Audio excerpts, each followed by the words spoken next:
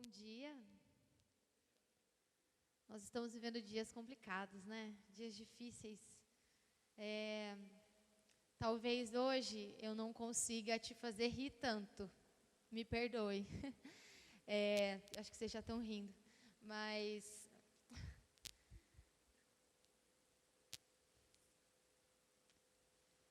travei, gente.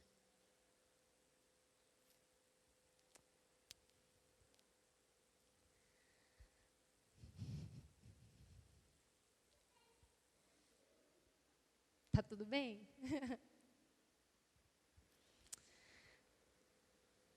Ser profundo é muito difícil. É muito difícil nós sermos sinceros com essa profundidade que nós buscamos no Senhor. Quando nós cantamos que Ele reine, que a paz dEle reine em nós,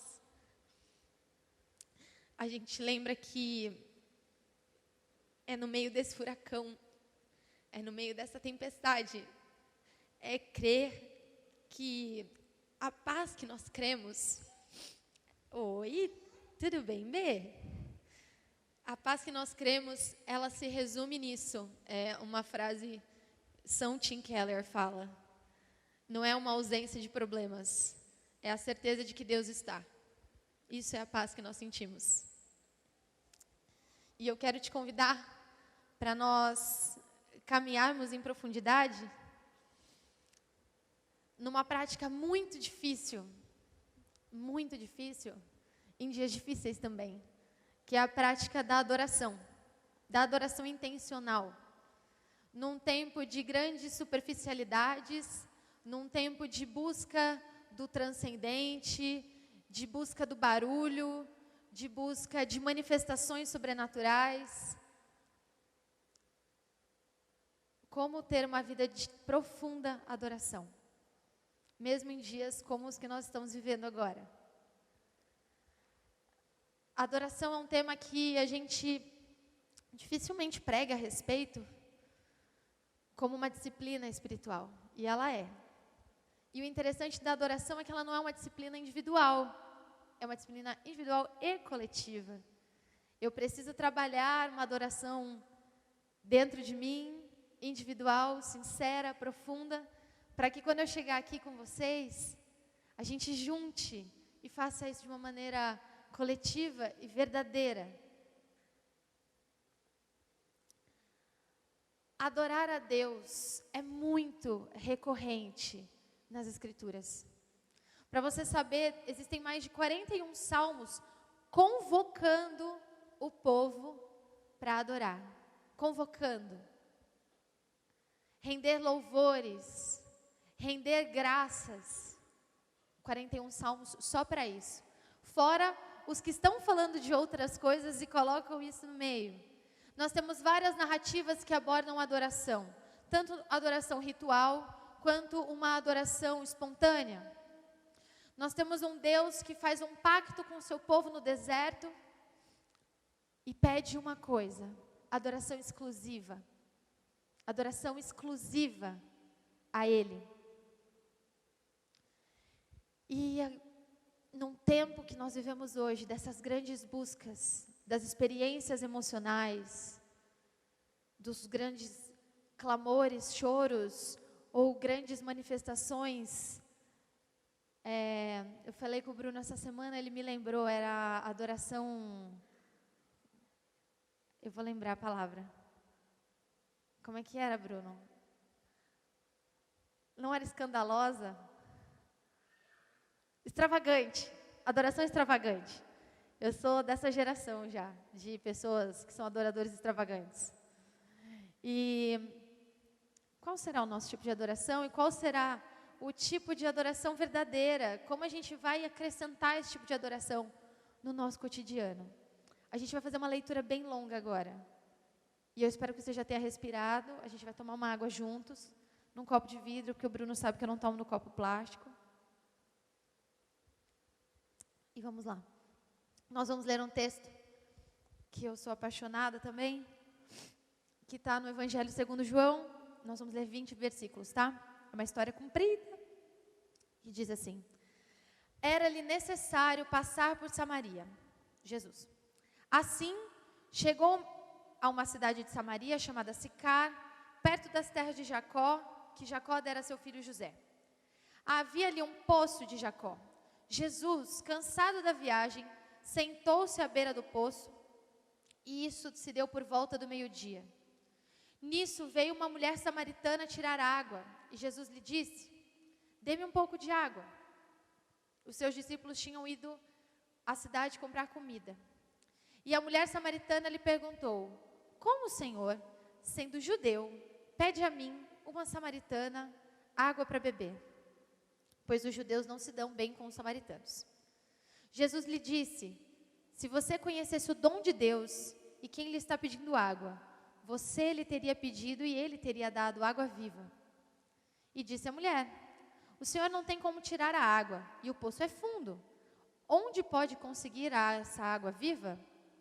Acaso o Senhor é maior que o nosso pai Jacó, que nos deu o poço, do qual ele mesmo bebeu, bem como seus filhos e o seu gado?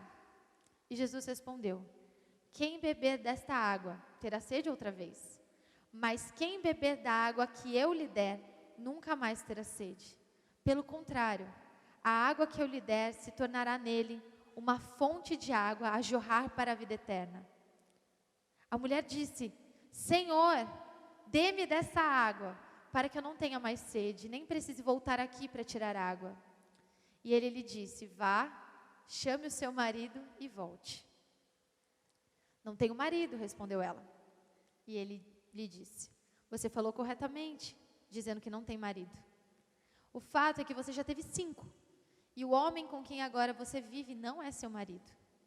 O que você acabou de dizer é verdade. Disse a mulher: Senhor, vejo que é profeta. Nossos antepassados adoraram neste lugar, mas vocês, judeus, dizem que Jerusalém é o lugar onde se deve adorar. E Jesus declarou: creia em mim, mulher. Está próxima a hora em que vocês não adorarão o Pai, nem nesse monte, nem em Jerusalém. Vocês, samaritanos, adoram o que não conhecem. Nós adoramos o que conhecemos, pois a salvação vem dos judeus. No entanto, está chegando a hora, e de fato já chegou, em que os verdadeiros adoradores adorarão o Pai em espírito e em verdade. E são estes os adoradores que o Pai procura.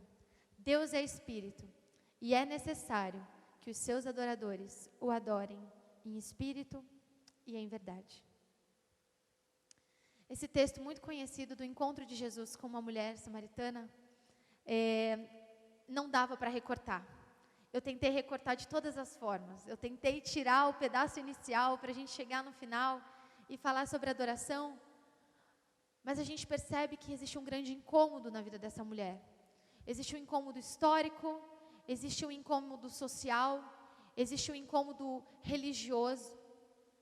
Os questionamentos que ela aborda, mesmo antes de Jesus fazer a revelação de quem Ele é e de que ela compreende quem Ele é, mostram uma pessoa extremamente machucada, mostram uma pessoa extremamente perdida, mostra alguém que tentou, mas não conseguiu. Alguém que tem uma vida, que tem alguma coisa por trás, antes de chegar a entender quem é Jesus. Os judeus não se davam com os samaritanos porque, segundo o curso da história, os samaritanos são tidos como um povo miscigenado. Depois de todos os exílios, depois que o povo de Judá foi levado para o exílio, o povo de Israel foi levado para o exílio, já eram 2 nações, não estavam mais unificados.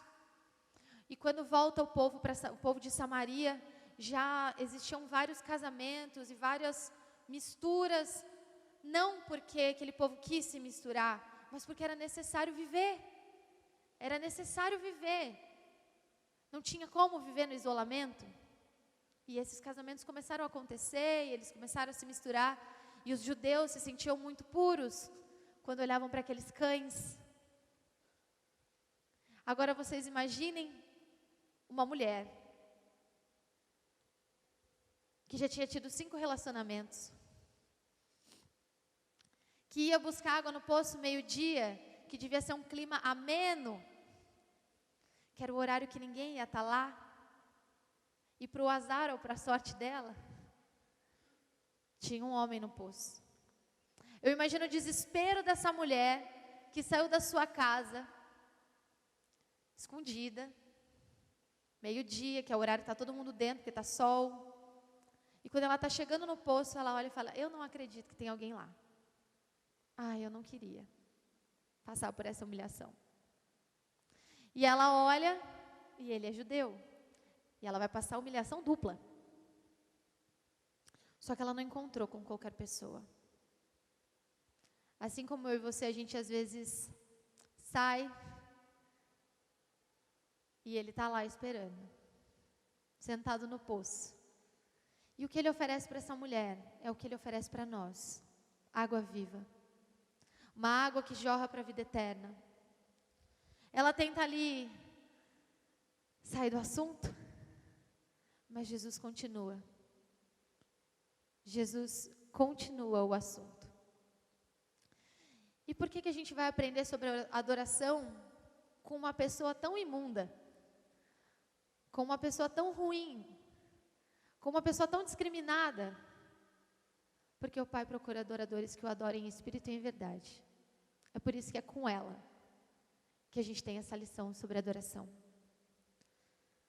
A pergunta histórica dessa mulher era: nós vamos adorar em Jerusalém ou no Monte Garizim? Porque os judeus adoram em Jerusalém, mas o Antigo Testamento, as Escrituras dizem que este monte aqui em Samaria é o monte que Deus disse que era para nós adorarmos. E em primeiro lugar, Jesus ensina para essa mulher que a adoração não está limitada a um lugar. A pergunta daquela mulher é voltada para o passado do seu povo e para o passado da sua vida. E talvez essa seja a nossa pergunta hoje também. Onde eu devo adorar? Porque essa pergunta é feita olhando para o passado. Mas Jesus mostra que a adoração está ligado com o presente que olha para o futuro. Está ligado com o novo, com a novidade dessas águas vivas que podem brotar dentro de nós, por meio de Jesus. Jesus diz que chegará o tempo, e na verdade já chegou, porque não existe mais espaço para conflito. Não existe mais espaço para dúvida. Quantos aqui já estiveram em outras comunidades? Quantos aqui já estiveram em outras igrejas? Quantos aqui já se machucaram ou já discutiram por onde adorar? Onde adorar a Deus? E Jesus diz que as paredes do templo não podem prender a adoração de Deus. A adoração que nós temos que render a Deus todos os dias. E as paredes não podem ser uma desculpa para não adorarmos. Quem podia entrar eram só os sacerdotes. Quem podia entrar eram só os puros. Quem podia entrar e adorar eram só os escolhidos. Quem podia entrar e adorar eram aqueles que tinham uma vida totalmente devota àquilo. E aqueles que não podiam entrar, podiam usar isso como desculpa. Mas Jesus olha agora, antes mesmo de acontecer, para um templo de véu rasgado. Jesus olha para um templo que eu e você podemos entrar todos os dias e adorarmos ao Deus da nossa vida.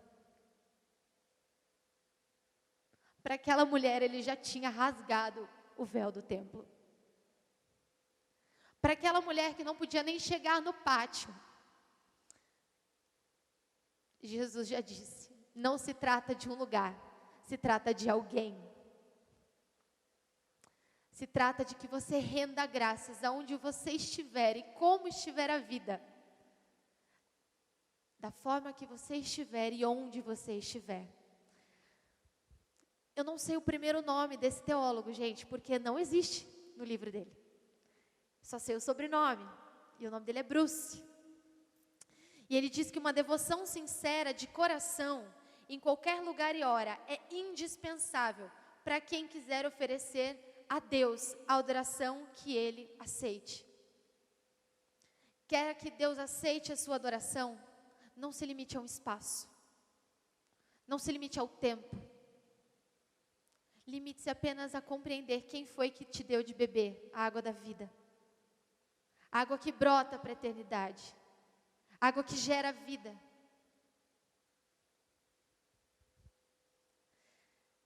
Nós não podemos esperar mais. Nós não podemos esperar o domingo chegar. Nós não podemos esperar uma grande conferência chegar. Nós não podemos esperar um grande evento chegar. Nós temos que adorar hoje, agora, onde quer que nós estejamos, com a nossa vida por inteiro. Porque o véu do templo já se rasgou. Porque não existe mais Monte Garizim, não existe mais Jerusalém. É em todo lugar. Em segundo lugar, Jesus apresenta para aquela mulher uma coerência de adoração. A adoração que nós precisamos prestar é uma adoração em espírito e em verdade. Aquilo que ecoava naquele tempo, como ainda ecoa nos nossos ouvidos e nos nossos tempos, e tem gerado culpa, tem gerado divisão, tem gerado irmão brigando contra irmão por conta da maneira como adora.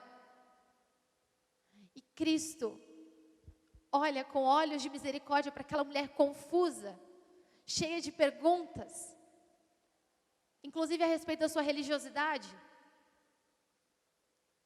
e fala para ela: o Pai procura adoradores que adorem em espírito e em verdade. Por quê? Porque o ritual só tinha elevado o ego humano. O ritual só tinha trazido separação. O ritual só tinha separado os cães dos santos. E aquela mulher era do grupo dos cães. E Jesus olha para ela e fala assim: sabe por que você pode adorar em espírito e em verdade? Porque, em primeiro lugar, o Espírito nos conduz à direção de Deus, a nossa dependência dEle. O Espírito é aquele que nos convence da justiça, do pecado, da verdade do pecado, do juízo. E é o Espírito de Deus que nos constrange a adorá-lo. É o Espírito de Deus que fala assim: Ele é o seu Criador, vai. E a verdade é revelada na pessoa de Jesus, historicamente. Vida, missão, morte e ressurreição. E são esses adoradores que o Pai procura. Não as pessoas que buscam o ritual. Não as pessoas que vivem um ascetismo e se separam. Não as pessoas ultramorais. Porque a ultramoralidade só causou divisão. Não são aqueles que seguem todos os passinhos da adoração, mas aqueles que compreendem que em si são selados pelo Espírito da verdade, o Espírito de Cristo, o Espírito do Redentor, que te leva a uma adoração genuína. Não é um êxtase, não é uma transcendência, mas é uma conexão verdadeira, clara e limpa com o Deus que te criou, que te resgatou e que te quer por perto. Ninguém queria aquela mulher por perto. Mas ela era a adoradora que o Senhor procurava, porque essa era a sua preocupação. O grande problema é condicionar a vida espiritual a uma experiência emocional. Entretanto, privar-se de viver as emoções também é viver uma espiritualidade parcial. Nós queremos racionalizar tanto a nossa adoração. Nós queremos deixar ela tão organizada que nós esquecemos que nós temos emoções também. Por outro lado, há pessoas que acham que só estão adorando a Deus se elas estiverem prostradas e chorando ou gritando. E não. Adorar a Deus é um movimento completo. É um movimento no teu espírito. É um movimento no teu corpo. É um movimento no teu intelecto. Porque Ele é verdadeiro e é em espírito. A verdadeira adoração, ela é de maneira integral e ela é sincera. Ela não demanda espaço,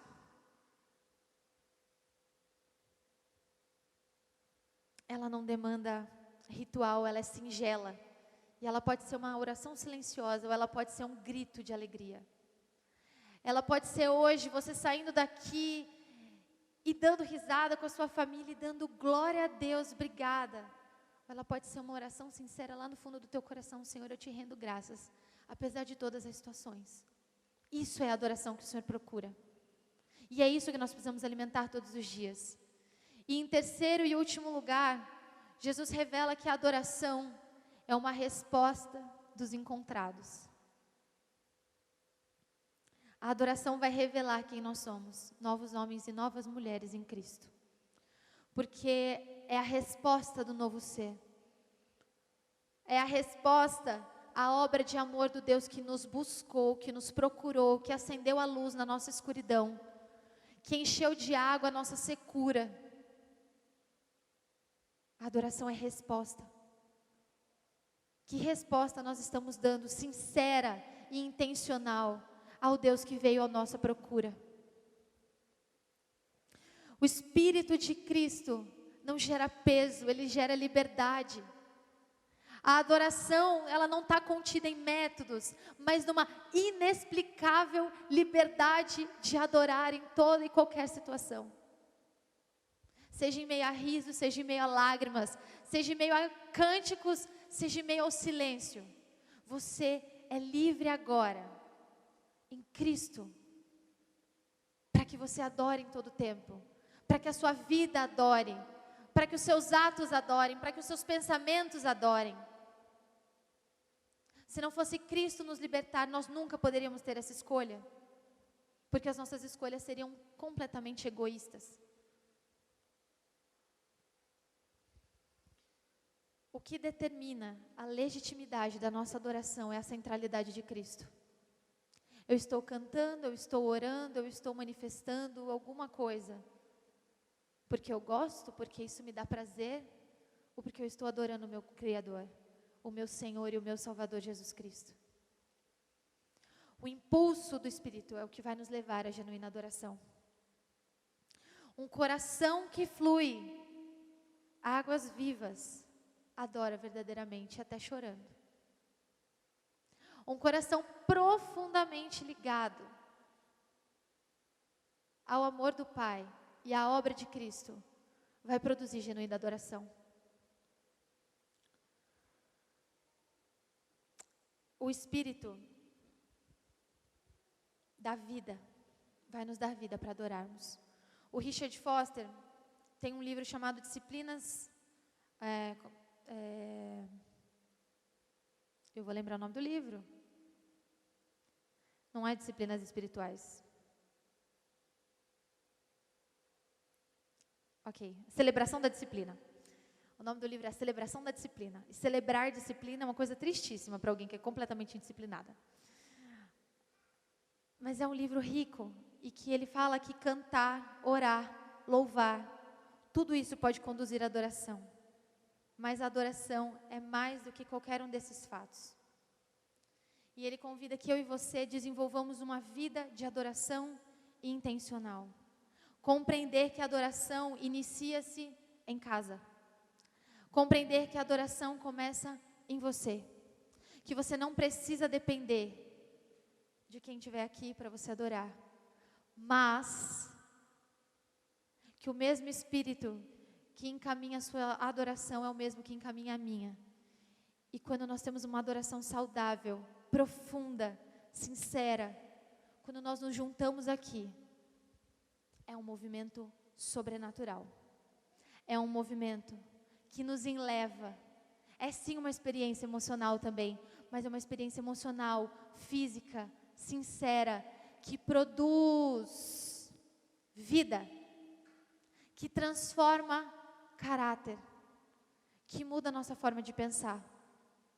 Se todo movimento que nós fizermos não gerar nenhuma mudança, não é adoração sincera. Se todo movimento que nós fizermos, por melhor que seja a banda que toque, por melhor ou pior que seja o pregador que esteja aqui na frente, por mais linda que seja a oração que for feita, se não produzir mudança de caráter, mudança de vida, mudança de pensamento, se não trouxer vida, não é adoração genuína. Porque todas as vezes que nós nos reunirmos para adorar ao nosso Deus, Ele se manifestará em nós, em transformação de nós, para ficarmos mais parecidos com Cristo. Se isso não acontecer, não é adoração genuína. Nós precisamos adorar a Deus intencionalmente, sozinhos e juntos. Nós vamos seguir para a conclusão, e o Foster, eu usei muito o Foster, gente. Ele diz que Deus está, neste momento, ativamente buscando adoradores que o adorem em espírito e em verdade. Ele continua essa busca. Ele não parou de buscar. Jesus continua em vários postos por aí. Jesus continua sentado, esperando pessoas que jamais achariam que poderiam adorá-lo, que jamais poderiam achar que a sede delas seria saciada. Ele continua sentado em poços, falando assim: eu tenho uma água para você, que vai jorrar águas para a vida eterna, e você nunca mais vai ter sede.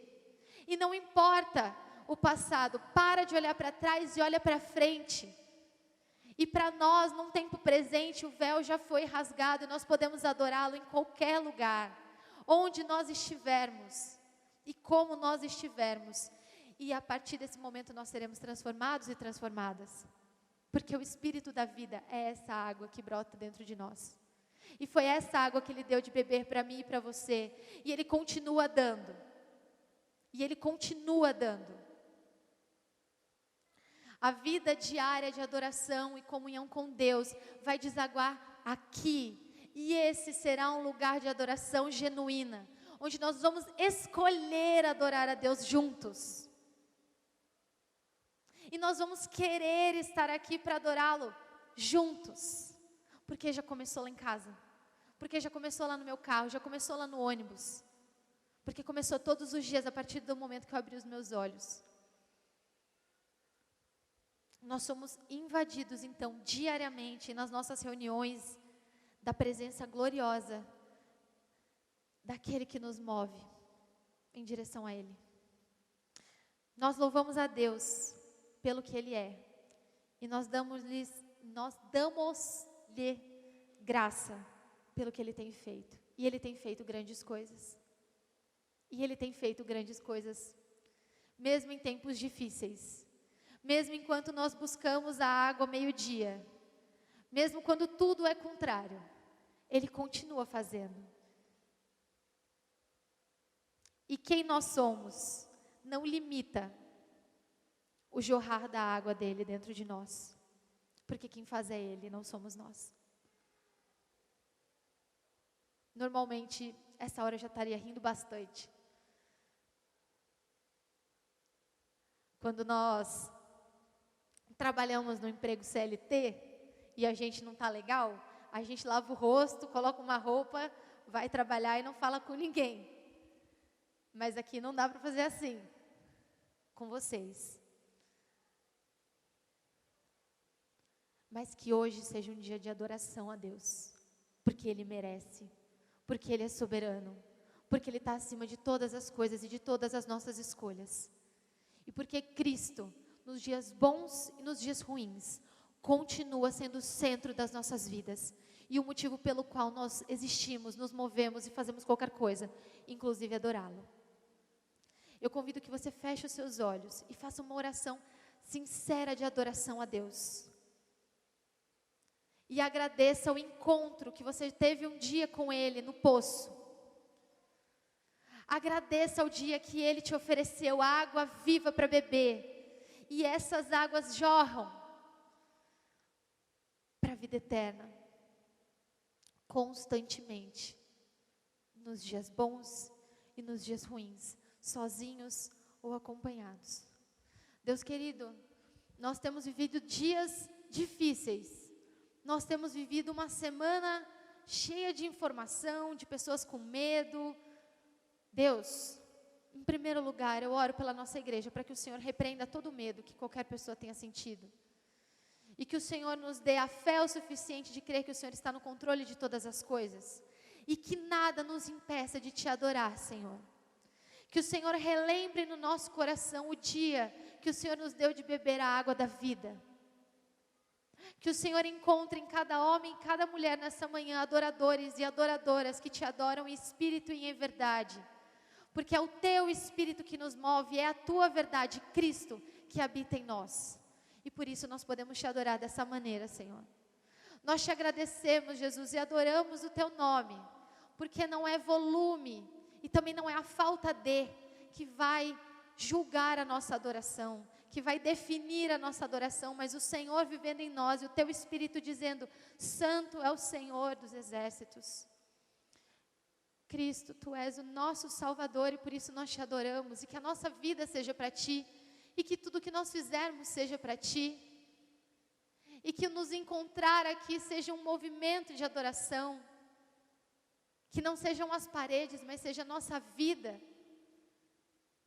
juntos também, que nós possamos abrir a nossa boca e dizer o quanto nós Te amamos, Jesus, e o quanto nós precisamos de Ti, e o quanto nós queremos estar contigo todos os dias, e o quanto nós somos gratos pelo como o Senhor trabalha em nós e por nós, o quanto a Tua paz reina em meio aos furacões, em meio às tempestades, e nós queremos Te adorar aqui também, e nós queremos Te adorar quando for festa, e nós queremos Te adorar em todo o tempo, que o Senhor seja adorado nesse lugar, que esse seja o desejo do nosso coração, da hora que a gente acorda, da hora que a gente vai dormir, adorar a Deus, adorar o nosso Deus, o nosso Pai que veio em nossa direção, porque nós é que fomos encontrados, não fomos nós que fomos até o Senhor que veio até nós, e nós queremos responder em adoração.